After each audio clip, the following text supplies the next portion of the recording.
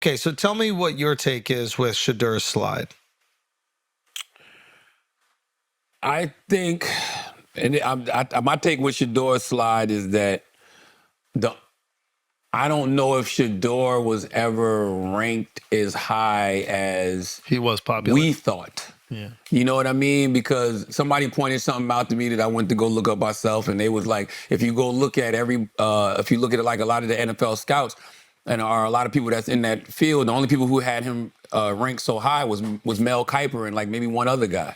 Everybody else had him as a second round pick, you know, maybe high second round, mid second round. Like nobody had him, you know, number one, top five, like people were saying. Gary Owen had an interesting take where he was like, there was really only 5 teams that wanted a quarterback. Yeah, there was only 6 quarterbacks drafted. No, 7. I think maybe 6 or 7 quarterbacks drafted. So there wasn't a lot of interest for quarterbacks. So if only 5 teams are looking for a quarterback, it's not like you have how many teams in the NFL? 32. 32?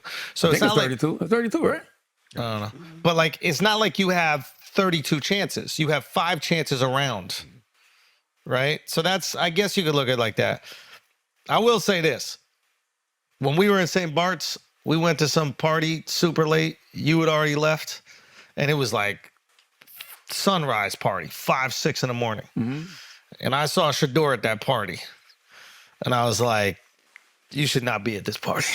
Now, he looked sober. He looked completely sober. But still, I'm like, you're about to go into this final year. Like, I don't know if this is the place that you even want to be seen at. I remember you told me that. And it was funny because back then, that was December, right? Yeah, I'm not talking about a regular day party like when we saw the owner of the Cowboys. Yeah. I'm talking about 6 in the morning. Everybody there is not Shedeur. I thought he was stone cold sober.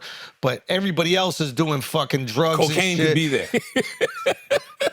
He don't know, though. He young. He living his life. It's the holidays. Sure. But you're just like, I don't need to be at this event because I don't want somebody to tell TMZ I was at this event. But that's when the OG's supposed to go to him and be like, yo, homie, I know you're enjoying yourself, but this ain't the type of party you should be. You don't enjoy yourself yet. Enjoy yourself when you're in the league. You already got the contract. And I remember us having that conversation, and we were discussing then would he be the number 1 pick?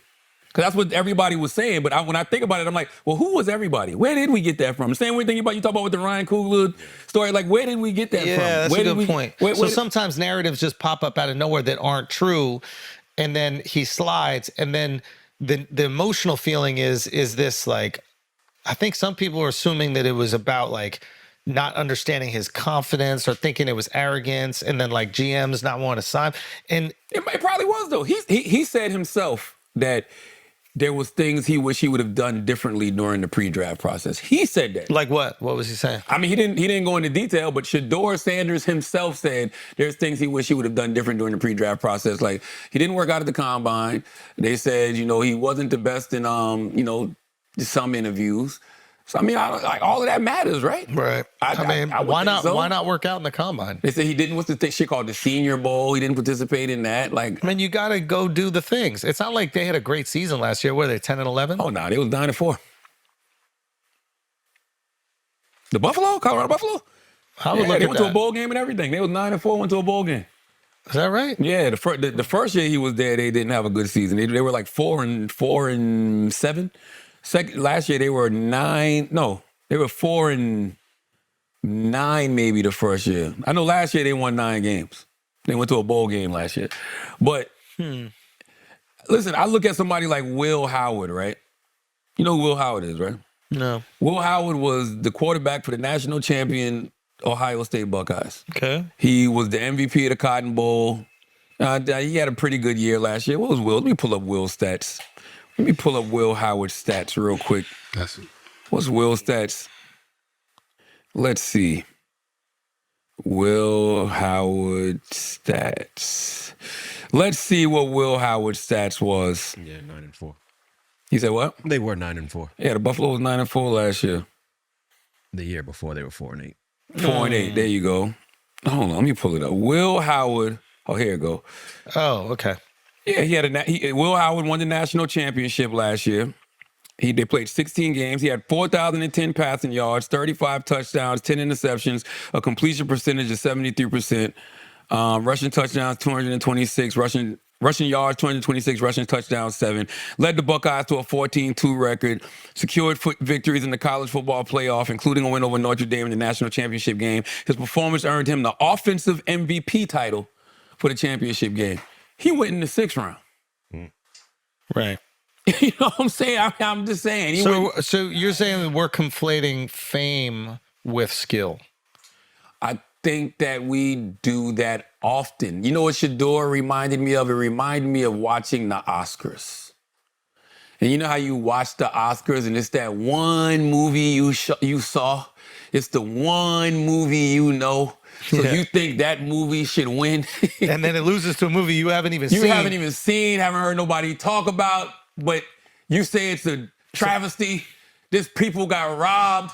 I don't know. I didn't watch the other fucking movies. Yeah. I don't know.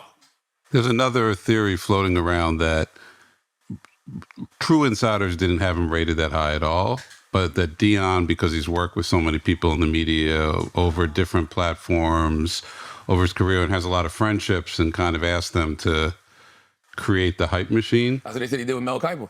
But it backfired. They created too much hype and there was too much of a distance between the actual evaluation. Well, I wonder, and I mean, like, you know, hindsight is 20/20. I just wonder if he did the politics, meaning that he did the Senior Bowls and he participated in the combine, Prove yourself. workouts, and. But you don't think Deion? I mean, I'm just saying, if I were a coach or a GM, and I'm in a shaky situation already, do you want to bring in a personality like that into the mix who? But I don't think it's his fault. I don't think it's Shedeur's fault. I actually don't see Shedeur as Deion-esque at all. No, I don't mean Shedeur. I mean Deion. It's a package deal. Sure. I guess what I'm saying is like Deion is incredibly. He's like this infectious personality. He has so much attention around him. There's so much gravity. I see Shedeur, whenever I see him talk, is a little bit like not timid. He's confident, but Confident he's but reserved. He's reserved, and I think there's part of him that like you connect him with his father and assume he is his father. But when you see him talk, he's not like that at all. Not prime time. He's more late night. You know what I'm saying? I'm just saying, if you're the GM of the Giants, right? Now Shiloh. I was gonna say prime time. exactly. Okay. I would say his personality is more similar to Deion. Shiloh is I think prime Shedeur time. is more reserved. So any GM that is hesitating because they're worried about like having a Deion-esque personality, I think that you're not. No, I'm saying Chris is saying you get Deion also. actual personality. Yeah, I don't think the confident. Here's the thing. I don't think the confident thing is what probably scared GMs. It's when Deion said, "I'm going to control where my son goes. We're not just going to go anywhere." Yeah. Where do you predict Shedeur and Travis going in the draft? Top 4. Ooh, that's pretty beautiful. Anywhere from 1 through 4. One of them is going to be 1. That's what I'm talking about. One of them is Let's going to be speak it 1. into existence. And the latter one would not go behind 4. Now, all this is subjective because I know where I want them to go. And let's not forget Shiloh, okay? But I know where I want them to go. So there's certain cities that ain't gonna happen. It's gonna Okay, be a you Peyton on Manning. point. It's gonna be. It's not. I'm sorry. It's gonna be an Eli. When he did that, you know what I mean? And now everybody tries to compare it to the Archie Manning, but yo, Eli Manning was a #1 pick in the draft, y'all. Like, Archie or Eli? Arch. well, Archie said that. Yeah, Archie yeah. was like, "We're not going to just play for anybody." Oh yeah, and But yeah. And John Elway's father did that back in the day. But that was John. Where did Yeah. John Elway go in the draft?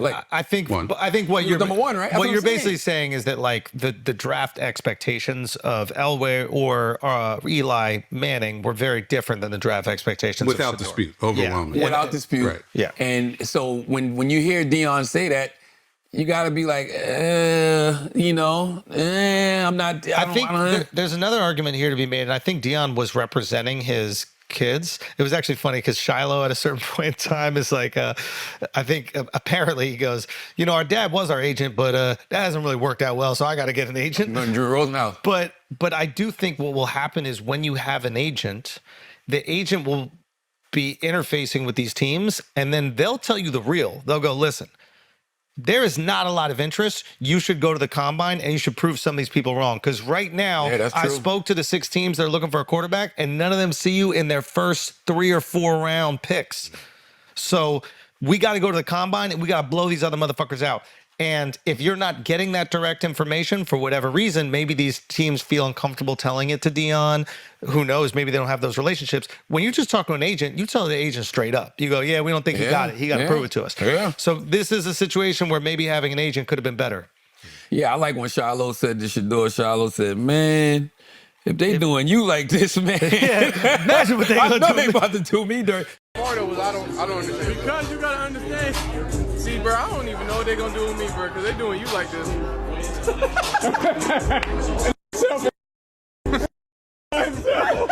If they doing him, making him wait, oh, buddy, me? Oh, you good, bro. You good, bro. Shiloh got signed. He signed in the Bucks though. Yeah. Undrafted free agent. Undrafted free agent. Yeah, I don't know, man. I think.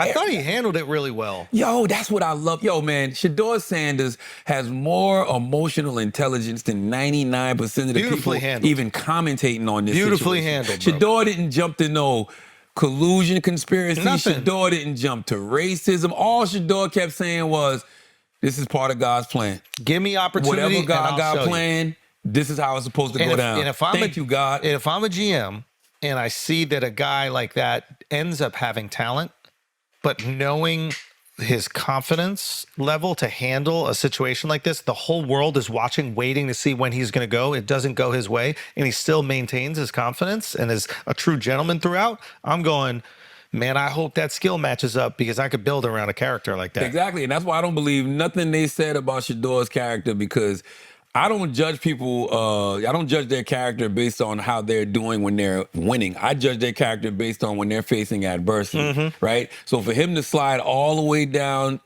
for 5 rounds and then for him to be so young and to be so much on social media. Yep. He was screaming damn near the whole time.